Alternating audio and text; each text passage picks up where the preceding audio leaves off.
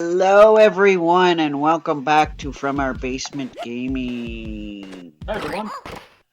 We are back with part number 14 of our Earthworm Jim Let's Play. 14. Earthworm Jim, no. Earthworm Jim, yeah. Earthworm Jim. No. You can protect me, Master. Yeah.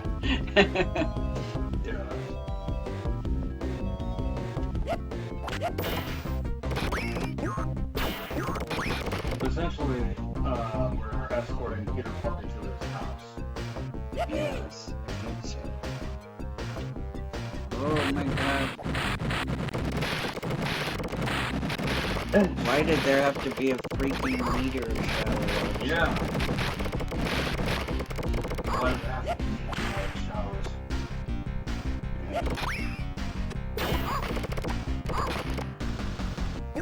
Where do they even live? I'm not exact. I honestly don't know. I have to learn more about the story of Earthworm Jim so things can start making sense. And it would not surprise me if Rob Paulson voiced the character in this show as well. I wouldn't be surprised. Yeah. I don't remember That we saw Rob Paulson. Yeah. We might have briefly told some of it. Oh crap. Yeah, he does do more voices than we originally knew about. And oh my god, that guy was very annoying online. Oh god, yeah. Like every time I'm like, oh, did Rob Paulson voice this character? He would imitate that character, and I'd be like, the guy who essentially lied to us that he was not interested in Yeah. being a voice actor and admitted he was actually a voice actor or interested in yeah. Well, he said, oh, I don't know if I necessarily want to be a professional voice actor. But then I had just overheard him speaking to Rob, Yeah. and it turned out he had gone to Rob Paulson's workshop, which, as I pointed out, those workshops aren't cheap, so you usually don't go to them just with the, oh gee, I don't know, maybe I'll do voice acting. To Rob Paulson's workshop with the intention of becoming a voice actor. Yeah, especially because it sounds like he was showing off his impressions to Rob Paulson in said workshop, because Rob Paulson's like, oh yeah, I remember you. You're the one who did those impressions, and I said, good job. I'm like, yeah.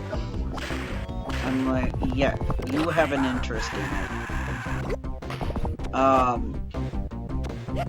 Which is fine. I just get frustrated because one of the wish he was yeah, that, and also I wish he did not give all the unsolicited impressions. And as I'd add, be a little bit more modern. Yes.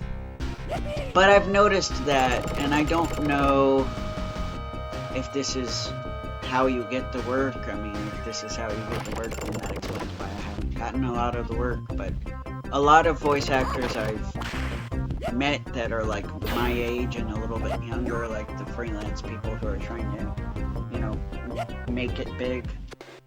A lot of them have huge egos, and it really rubs me the wrong way. Yeah. Because on the one hand, you do have a lot of veterans that say, come on, show a little modesty. I do see that sometimes, that they're like, But on the other hand, we are expected to sell ourselves, so I'm not surprised that a lot of people have problems balancing that and go into the egotistical part. Me, I have the opposite problem. I am so bad at selling myself that I go probably too far into the modest part. that's something I'm trying to work on. But anyway, one of the biggest misconceptions about voice acting, and this bothers me because I'm not one of these people. One of the misconceptions is that you need to be really good at impressions, and if that you're really good at doing a bunch of different cartoon impressions, you know, think that those YouTube videos, guy does 100 vocal impressions or character impressions, that kind of thing. They assume that you need to do that, and you need to be able to, like, change your voice in a million different ways to be a good voice actor. But me, as somebody who's, like, not great at doing spot-on impressions, I'm like,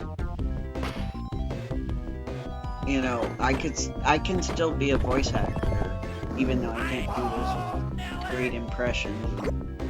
You know, not every professional can change their voice a million different ways. so yeah, I guess that's why I was frustrated, because that guy was clearly one of those guys that can do that, and was very not modest at all about it.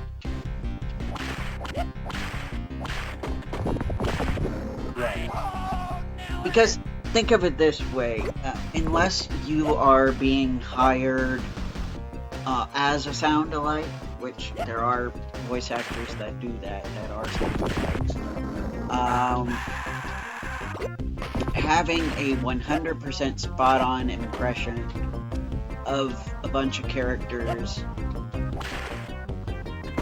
you know, they already have that voice. They're not going to hire you for that voice. You know, that character already has a voice actor.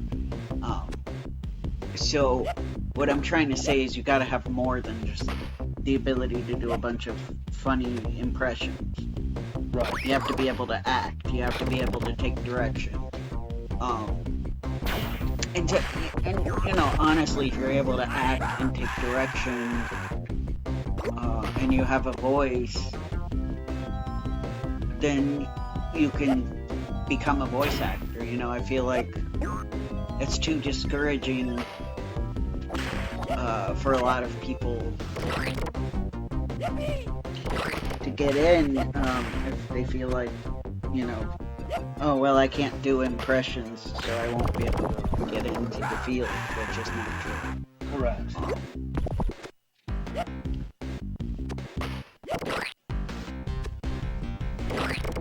I mean, you have some very high-profile voice actors who literally have the same voice, every character.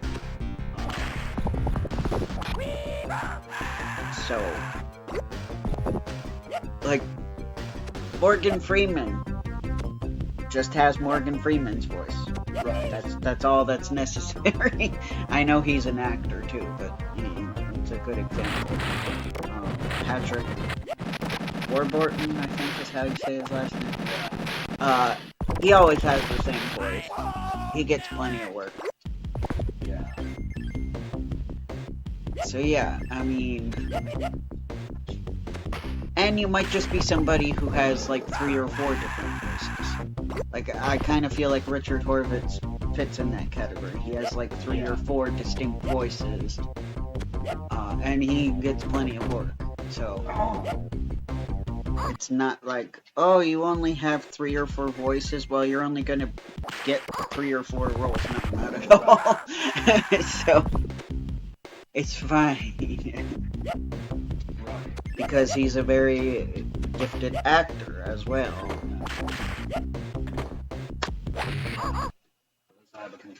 Yeah. That's true, especially actually meeting the guy and realizing that Richard actually does sound like... Yeah. Yeah, that's what shocked me. Like, that was his... Like, Daggett from... Yeah. And Moxie from Angry Beavers and Relevant Balls. Yeah. Yeah, and I was surprised too, because I guess it's okay to share this. I did a little bit. I had a little bit of coaching with him, And now again, this kind of thing does not guarantee you a job. Correct. And it was expensive. There are some voice actors that I would love to get coaching with that don't offer coaching at all. But yeah. Anyway. Yeah, so when I was pretty nervous, but yeah, on our first call, he's like, hey, you know, he sounded like Daggett. Like, oh wow, okay. Yeah. I'm like, okay, this is his actual natural voice. And then I'm like, ah, this is how he was able to do voice acting. He has a unique voice. And I like to think my voice is unique too. It is. I have no idea where it fits yet, but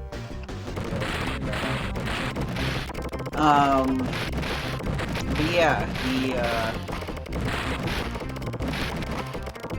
and sometimes you have voice actors like that where their natural voice is one of their characters, like that just happens to be like so I guess that's what I'm getting at. Your natural voice can work too. So if you can't do like a million different accents or different impressions of cartoon characters, you can still get it. In fact, a lot of voice actors say use your imperfect impression because that can be a character. Like, Yes. yeah. Definitely try to keep that advice in mind when I audition as well. Yes. Yeah. Yeah.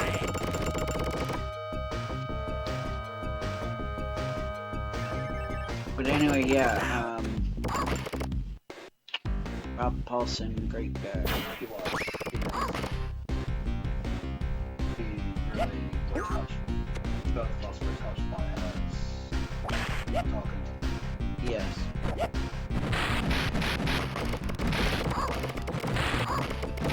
Somebody who definitely really loves what he's doing and he's really touched. And I feel like he has enough of that, like a little bit of modesty, like the healthy amount. Obviously, he still has the self-confidence, of course. And that's what you have to have. I guess when you're actually doing the audition and when you're... I guess it's that, you know, everybody feels like you kind of have to be ready to sell yourself at every opportunity. And I guess that's why so many of the other voice actors that go to these panels seem to have really big egos to me. Oh, I mean the people that are trying to impress these voice actors.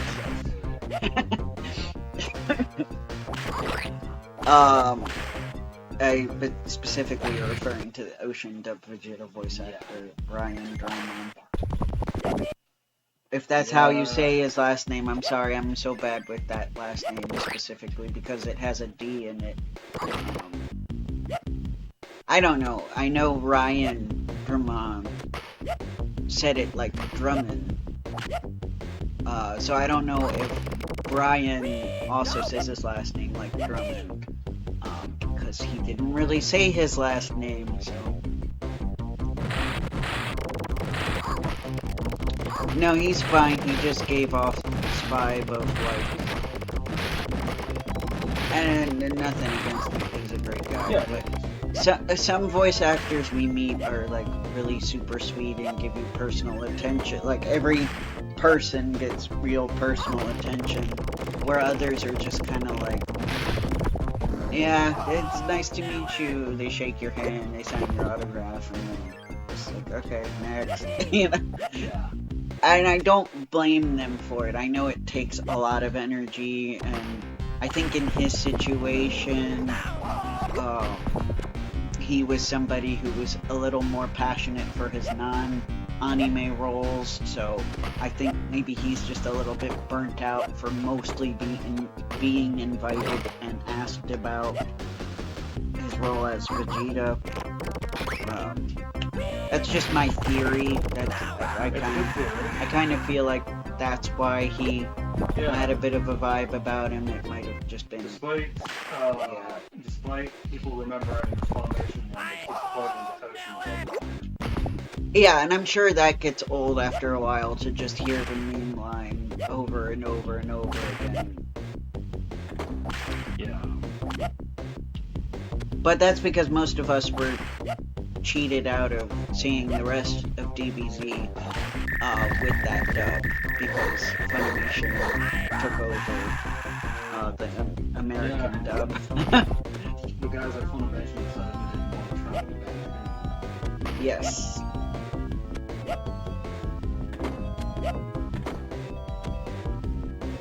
Yeah.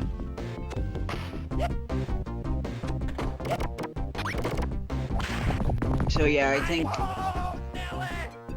how you got into voice acting and where your passion is, I think that's why some voice actors react differently to their fans than others. Right.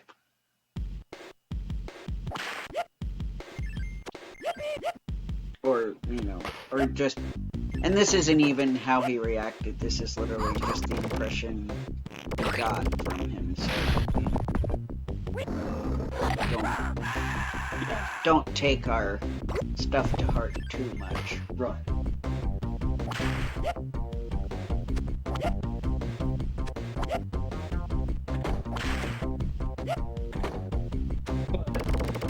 He loved what he did. It's just...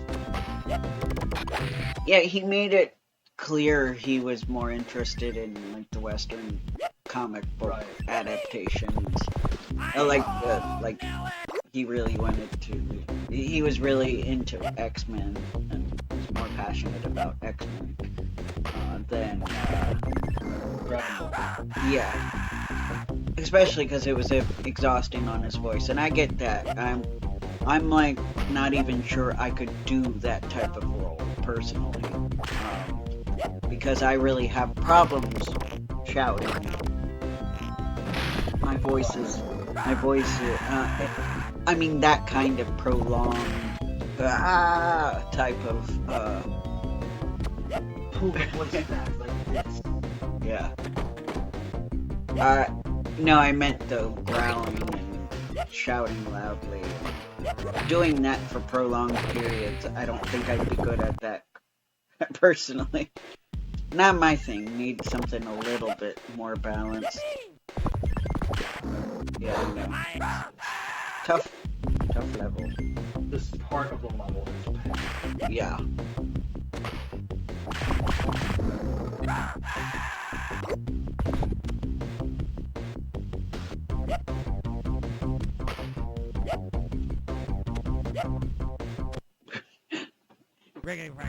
When the jump button doesn't jump.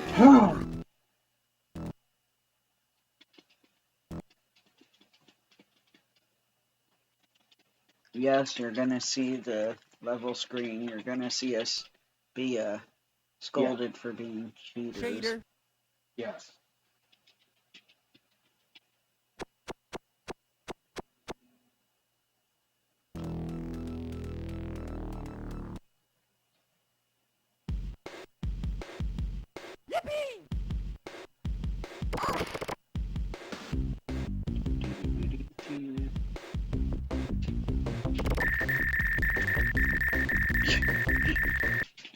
It's okay, stay calm.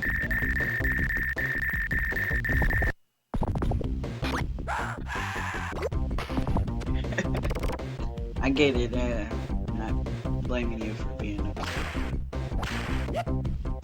Are the colors messed up? Okay, I guess not. It just looked a little fuzzy, but I guess that's just the level. I guess that's just the level. I just didn't notice it before.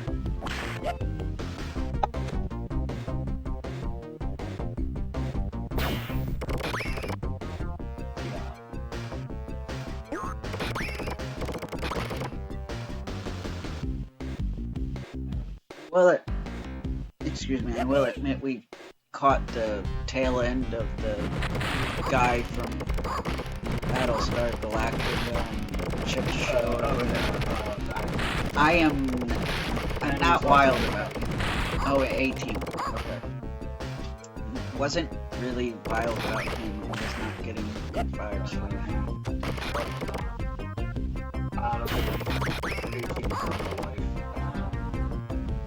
Well, not even about the shows he was in, just from how he was speaking. Yeah. I'm like, this does not sound like a man who shares my views in life. Montana, who Rachel was referring to hunts. Yeah.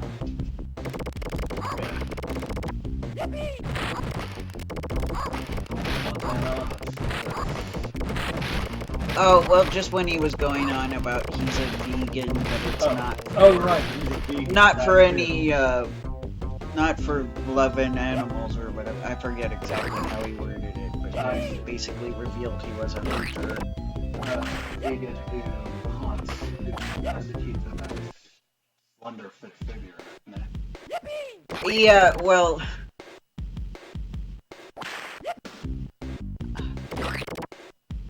I don't care what your reason is for being a vegan, you know, that wasn't my problem. My problem was he basically revealed that he hunts for sport, and I hate people who hunt for sport. Like,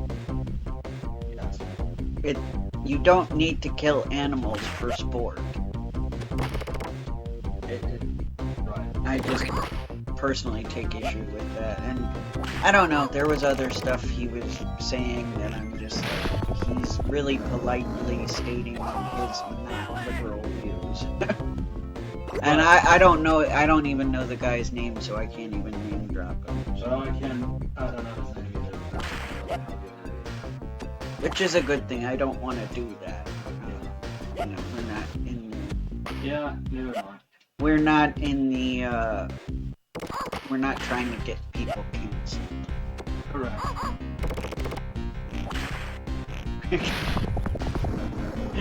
Maybe if I run far enough, he won't get me. No, it doesn't work that way.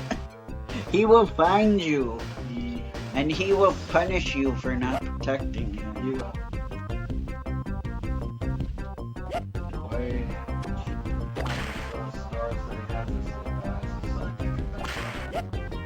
Yeah. I'm sure a lot of hilarity ensues with those two in the show. Oh yeah. And I think I saw that we can get DVDs of it, so we might actually be able to watch it. Probably, I don't know that we'll get it in time for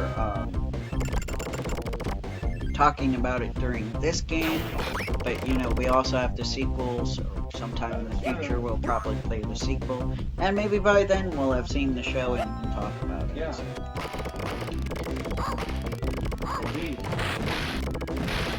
What I was surprised about is we ended up buying more games at RetroCon than at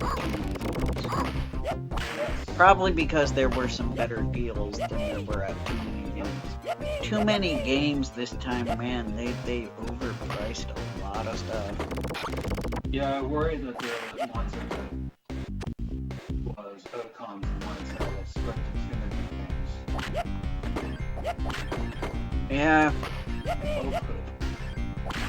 I almost worry that when a convention has gone on too long and gets too big, it becomes corporate just by existing, and you know, they start to take some corporate advertisers here and there, and then before you know it, there's just so many corporations with their hands in the pot that it just becomes a very corporate convention at that point.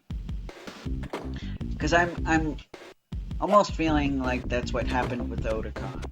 Yeah. That in order to get the big name guests that they got, they had to to Funimation and Sentai Filmworks and whoever else. Crunchyroll. Well, now it would be be Crunchyroll anyway by default, yeah. This is Crunchyroll bought Funimation.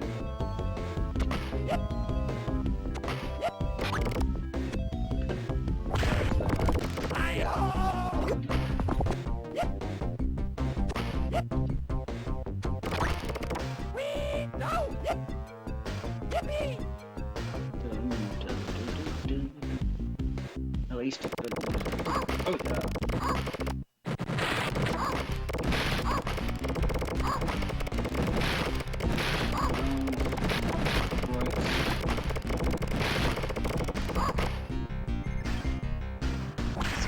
It's like, hey, why can't you become that when it would benefit us and like attack the meteorites?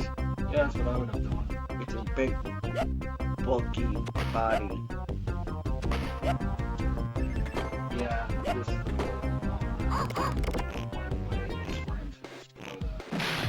Yeah. but that is a positive of letting him get hurt is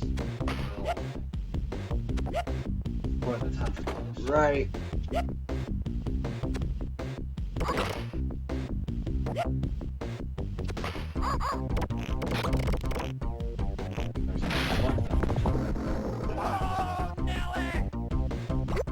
It does hold us back a little bit, but not too bad.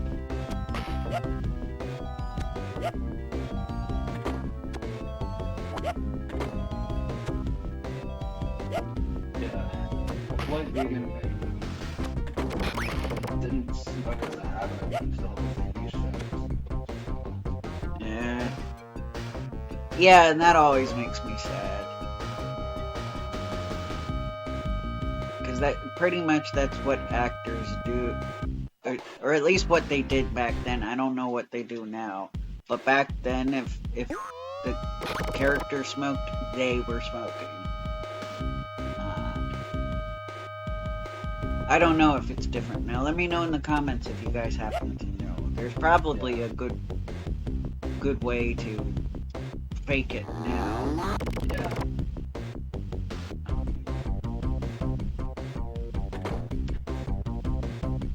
Well, we took it to the trash spot. Yeah, groovy. Groovy! Sorry, I hate when I get ganged up like that by bad guys and the asteroids. Oh yeah, we have to do this again. Okay. Yeah. We have about 2 more minutes, but we'll keep going a little bit. See what happens. If we die, we'll end it. If we lose this race, we'll have Earthworm Jim. Yeah, we do.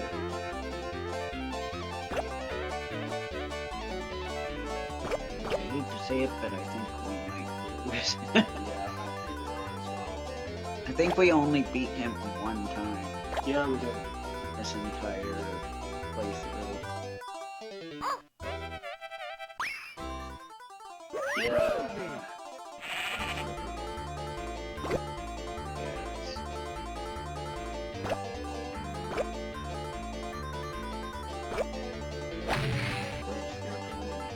Okay.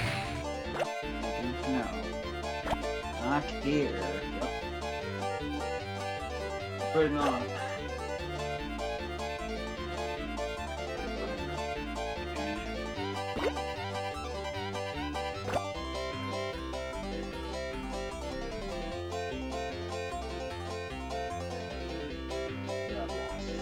Yeah,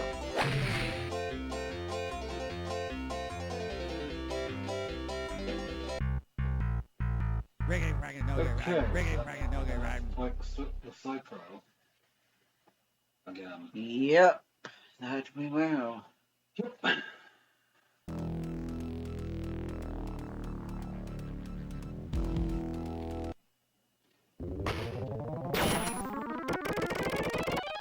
don't have that much time. Oops. Well, Well, I might have. This is my last life.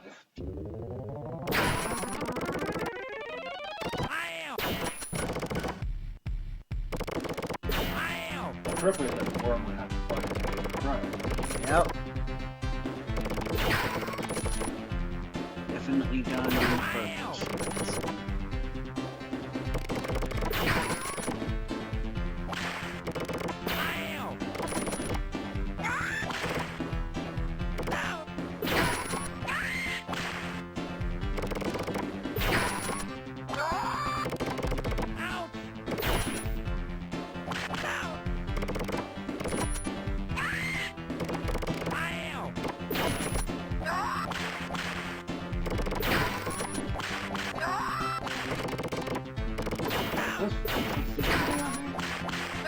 Maybe.